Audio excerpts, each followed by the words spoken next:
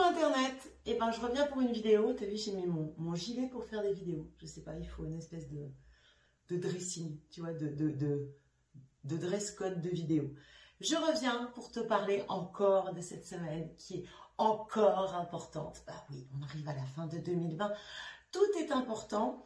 Et cette semaine, il se passe quand même quelque chose d'essentiel. Neptune, grosse Neptune, qui est rétrograde en Poisson depuis maintenant la moitié de l'année, repasse direct. Et je t'avais déjà invité à t'interroger, à observer, à être attentif à tout ce qui se passait cette semaine, comme une espèce de preview de la saison des éclipses qui va commencer avec la pleine lune de ce week-end. Et c'était en rapport avec le fait que Neptune repasse direct. Neptune est en Poisson, elle y est depuis 2019. Neptune, elle reste 14 ans dans un signe, donc elle fait sa life, donc elle va en sortir en 2025. Et Neptune est là pour nous faire avancer vers un nouveau monde, une nouvelle ère. Mais ce qui fait sens, surtout par rapport à la vidéo que je t'ai faite précédente, qui concernait l'ère du Verseau, tant fantasmée à venir, et l'ère dans laquelle nous sommes actuellement, qui est l'ère du Poisson, et ben, c'est que Neptune marque beaucoup cette ère.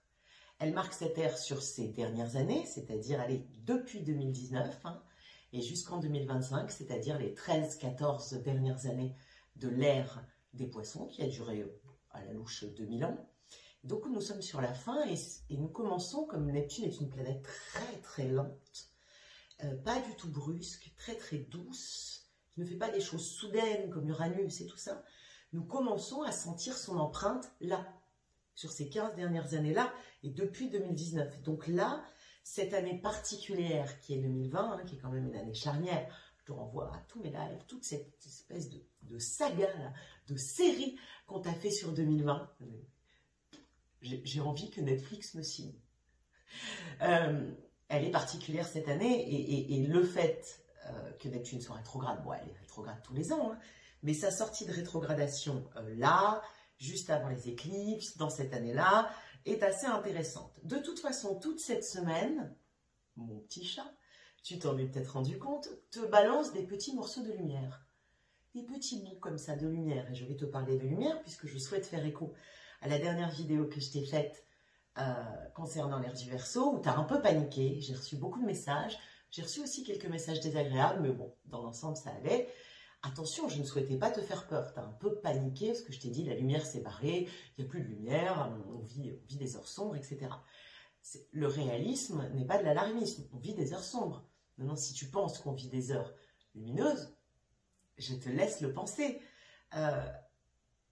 Je n'ai pas du tout cherché à te faire peur, il y a encore plein de lumière, et cette dissolution dont je t'avais parlé, la dissolution Poisson, qui fait vibrer notre ère, elle est complètement réversible.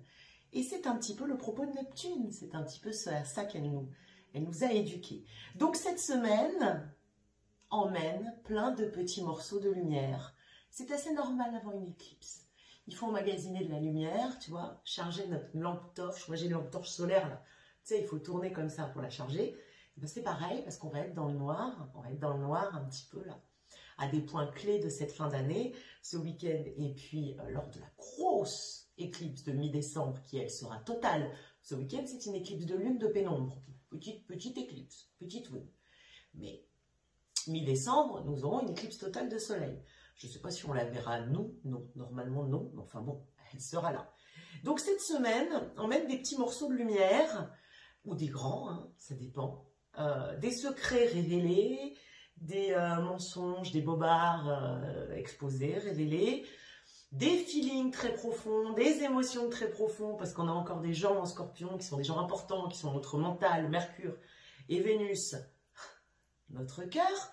Donc si tu veux, les émotions sont profondes, voire assez chaudes et sexy, beaucoup d'amour et beaucoup de romantisme. Ça s'appelle de la lumière, si tu te sens cheesy, comme on dit en anglais, lover, loveuse, romantique avec cette Vénus en Scorpion cette semaine, c'est de la lumière, c'est des petits morceaux de lumière.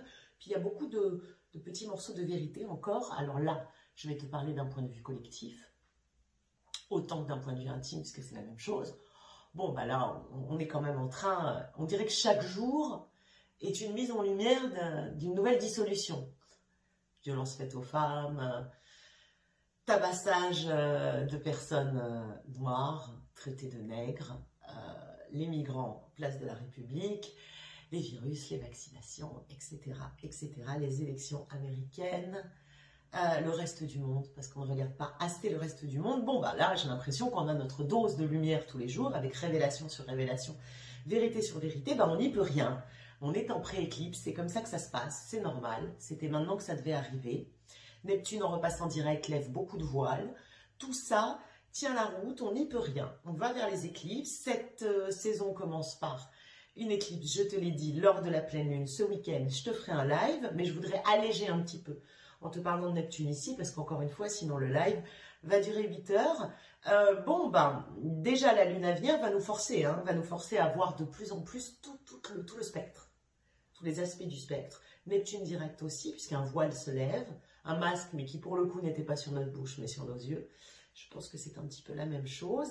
Alors du bien, du pas bien, hein, peu importe, mais je te l'avais dit, je te le redis, c'est une période pour ouvrir les yeux et porter beaucoup d'attention. Voilà, alors à la fois ce qui se passe dans ton subconscient, très éclairé et mis en lumière, c'est-à-dire par tes rêves, tes intuitions, tes rêveries intuitives, et à la fois ce qui se passe dans ton conscient, très éclairé et mis en lumière par toutes les sources de lumière que nous avons. Alors tu les juges bonnes ou moins bonnes, ça c'est un autre propos et je te renvoie aussi à ma vidéo sur l'ère du Verseau. Mais nos sources de lumière sont nos médias et des choses comme ça. Donc les détectives en Scorpion, Mercure et Vénus continuent à faire leur truc. Ils cherchent la lumière dans les bas-fonds en Scorpion, c'est-à-dire ils cherchent la lumière dans le souterrain, dans ce qui est caché, dans l'underground, dans ce qu'on ne montre pas, dans ce qu'il est interdit de filmer.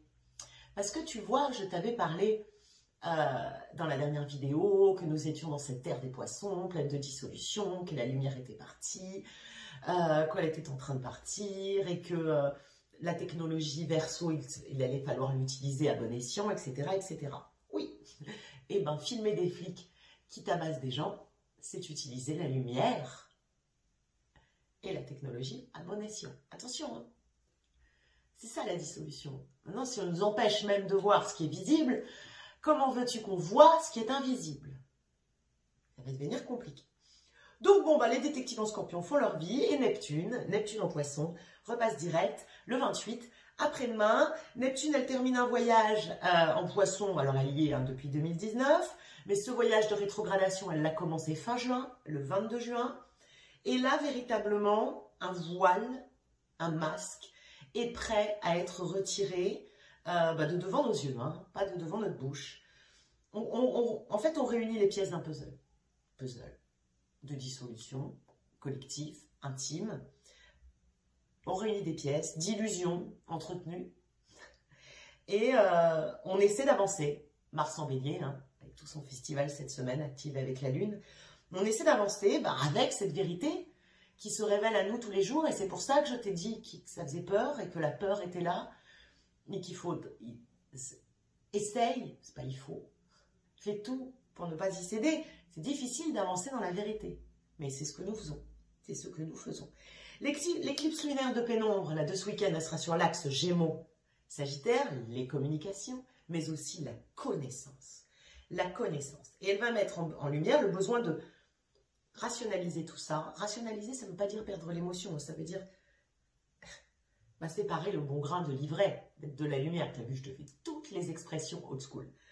Donc, quand Neptune change de vitesse, à chaque fois que Neptune change de vitesse, c'est-à-dire quand elle était rétrograde et qu'elle repasse direct ou quand elle était directe, hein, mais là, en l'occurrence, quand Neptune change de vitesse, nous vivons toujours, nous, petits humains, l'expérience d'une transformation psychique, d'une transition de notre psyché. Voilà. Et là, cette semaine, Neptune change de vitesse. Une transition de notre psychisme, donc beaucoup de rêves, beaucoup de rêves, là, depuis hier, avant-hier, et puis ça ne va faire que monter, là, avec la reprise directe de Neptune le 28, d'intuition, et tous nous réorientent. Nous réorientent et nous commençons à sentir, et si tu ne le sens pas, je te le dis, nous avons la force, enfin, grâce à ces rêves, ces intuitions, d'influencer le réel, d'influencer le tangible. Donc, encore une fois, d'amener de la lumière. Je te rappelle Et je t'invite à regarder mon dernier live de nouvelle lune, parce que je vais y faire suite quand je vais te parler de la pleine lune ce week-end. Vénus nous avait confié une responsabilité. Et ça fait écho à tout ça, on est en plein dedans. La responsabilité face à Pluton, dans son opposition, de ramener la lumière, de ramener la beauté, de ramener l'amour, etc. Neptune, c'est la planète du mysticisme. C'est la planète de la magie, c'est la planète du pardon, de la compassion, de l'amour. C'est l'octave supérieur de Vénus, high level du love, de la spiritualité, Mère Teresa, Gandhi. Ça, c'est Neptune. Et une fois directe, eh bien, elle nous aide. On reçoit de l'aide, du soutien, pour accéder à des parties supérieures de notre psychisme, donc de notre cerveau, donc de notre monde, donc de voir le non-visible, donc de voir la lumière, même dans la dissolution. Et donc, comme on va travailler sur l'axe Gémeaux-Sagittaire avec cette lune, et que c'est aussi l'axe des nœuds lunaires pour l'année à venir, eh bien, elle amène aussi une aide et un soutien pour accéder à des parties supérieures dans nos échanges, dans nos médias, dans toutes nos lumières, nos échanges de connaissances, et dans notre cerveau aussi. Pendant sa rétrogradation, ces 5 derniers mois depuis juin, il nous a été offert un espace de réflexion. Comme toutes les rétrogradations, tu vas me dire, là c'est Neptune, donc c'est une réflexion profonde, profonde, profonde, profonde, c'est-à-dire où, dans notre subconscient, c'est la zone préférée de travail de Neptune. Le subconscient, c'est pas tout à fait comme l'inconscient. L'inconscient, ça serait Pluton. Le subconscient, c'est les rêves. Beaucoup. C'est cet état de rêverie. Ou alors l'état de veille. L'état d'hypnose. Donc, elle nous a offert un espace de réflexion profonde, donc à notre insu, dans notre subconscient. Et maintenant, c'est le moment de transformer toutes les manifestations que nous avons faites cette année. Et alors là, je te dis réel ou symbolique. Et les réflexions en tangible, en vrai, en réel. Neptune est toujours en poisson. Elle est chez elle, elle est à domicile, donc elle peut y être dissolution. Je te l'ai dit, totale.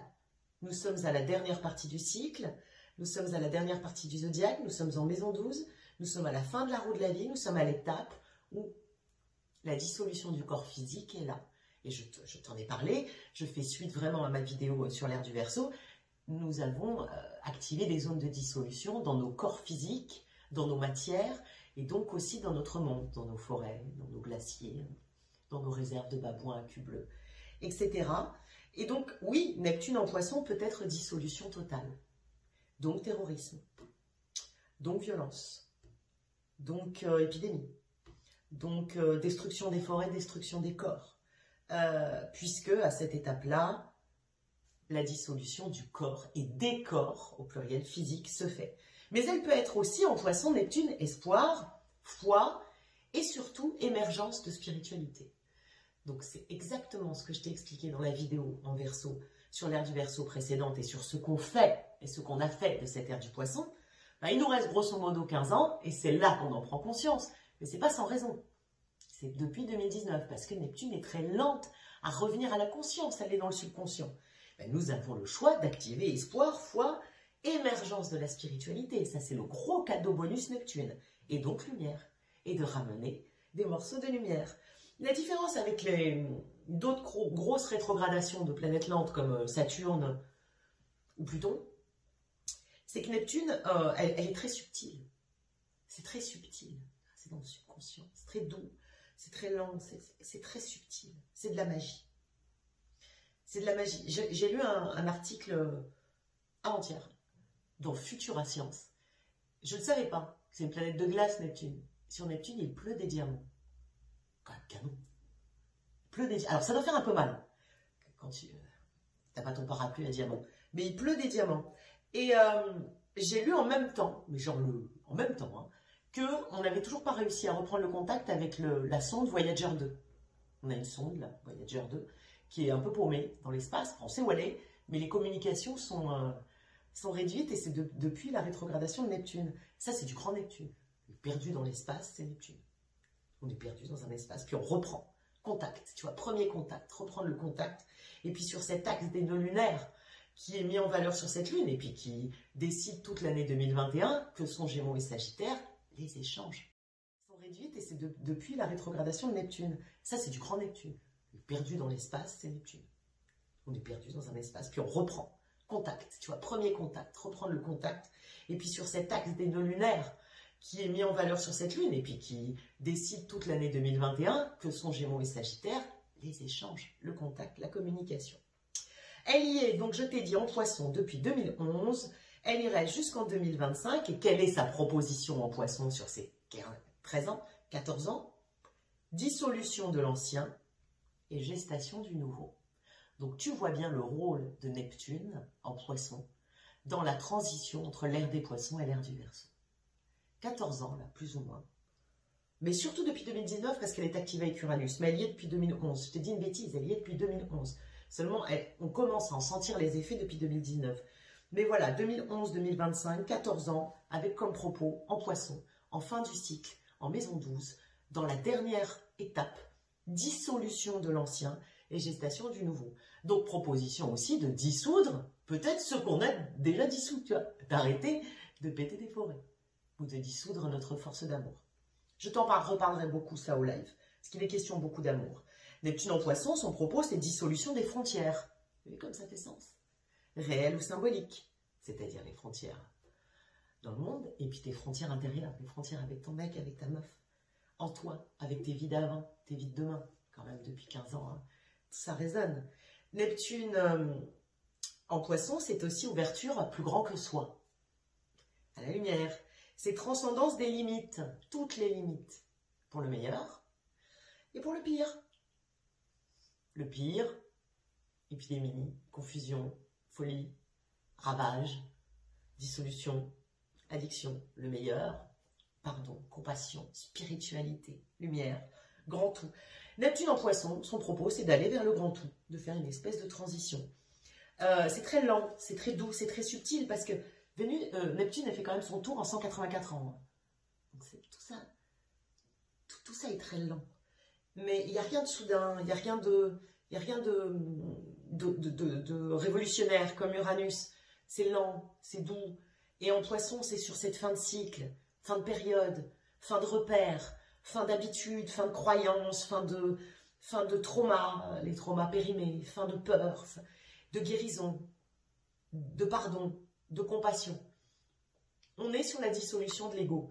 Et moi, je te fais une proposition qui fait suite à la vidéo que je t'avais faite sur l'ère du Verseau et l'ère du Poisson, donc. Et là, en parlant de Neptune en Poisson, on parle de l'ère du Poisson et de ces 14 années de transition qu'elle nous offre entre l'ère du Poisson et l'ère du Verseau. Et là, à sa sortie de rétrogradation sur cette année si particulière, eh bien, j'ai l'impression qu'elle nous a fait nous rendre compte de quelque chose dont nous ne nous étions pas rendus compte avant.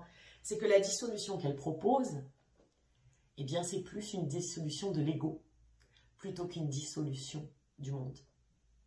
C'est pour ça que je t'ai parlé dans la précédente vidéo du monde que nous sommes entêtés à dissoudre. C'est parce qu'on s'est trompé de proposition. La proposition, c'est la dissolution de l'ego, plutôt que celle des babouins à cul bleu. Cette planète, c'est la planète des glaces, et donc ce serait comme une fonte des glaces, des glaciers, réelle et symbolique, avec des nouveaux contours qui se dessinent, avec des nouvelles choses. Et est-ce que ces nouvelles choses soient vraiment éclairées, mises en lumière? De toute façon, avec cette fin de rétrogradation de Neptune en Poisson et cette fin de cycle, ce qui est caché sera réintégré, c'est son projet. Elle a jusqu'à 2025 pour ça, mais là je crois que ça tape fort, parce que ça arrive vraiment avant les éclipses et dans cette année si particulière, une proposition de mise à jour, de mise au jour. Et ça, c'est 100% une proposition d'éclipse. Mettre au jour, mettre à la lumière. Et si je t'ai fait une vidéo pour t'expliquer, la précédente, celle sur l'ère du Verseau, que la lumière se barrait, c'est parce que j'avais prévu de te faire une vidéo pour t'expliquer que nous pouvons la récupérer. Pas là pour te faire flipper, hein. Qu'est-ce que je voulais te dire d'autre? Pourquoi je t'ai parlé de 2019? Parce que depuis 2019, Uranus est rentré en Taureau. Et c'est vrai qu'Uranus en Taureau, qui change des choses qui ne changent pas, sur la nature, en Taureau, couplé à Neptune en Poisson, ça a participé, parce qu'Uranus, c'est un catalyseur. C'est la rebelle, c'est la révolte, c'est l'électricité, c'est la foudre. Donc elle nous force à voir quelque chose. Et c'est vrai que depuis 2019, le combo Uranus en taureau, Neptune en poisson, nous commençons à sentir les effets de Neptune. Nous ne les sentions pas avant. C'était subconscient. Et on commence à sentir son empreinte. C'est une période de transition qui a commencé en 2019, entre hier et demain, où tous les efforts, et là j'insiste parce qu'on sort d'une année Capricorne, avec tout, hein, regarde mes lives d'avant, où tous les efforts sont et seront récompensés. Si ce sont les bons efforts. Je t'ai fait des stories. C'est-à-dire les efforts de lumière, mais aussi les efforts d'amour. Je vais t'en reparler pendant le live à venir. C'était la demande de Vénus lors de la dernière lune, et c'est confirmé sur cette lune-là. Et puis, en 2025-2026, les fruits de toute cette affaire-là arriveront à terme. Et je pense que là, on aura vraiment basculé dans l'ère du Verseau, après des années qui, c'est vrai, ont été lentes, lourdes. Voilà, ces années sont lourdes, c'est vrai. Mais le monde aura changé. Et on sera à l'ère du Verseau. Voilà mon petit chat. C'était pour avancer sur cette affaire d'ère du Verseau, ère des Poissons, te parler de Neptune qui repasse direct. Le voile se lève, hein. N'aie pas peur de voir, et l'émergence de ta spiritualité, et tes rêves, et tout ça. Je t'embrasse, on se retrouve ce week-end pour le live pleine lune. C'est une pleine lune sous forme de pause, hein, une petite pause. Il y a des aspects pas trop méchants, mais il y a des choses très subtiles et très intéressantes à travailler quand même, notamment sur cet axe activé qui est l'axe Gémeaux-Sagittaire, donc la communication et la connaissance. Et puis sur l'amour, on va parler beaucoup d'amour. Et voilà, après nous aurons une vraie éclipse costaud mi-décembre. On en reparle d'ici là. Je te fais des bisous, merci pour ton soutien, merci pour tout. À très vite.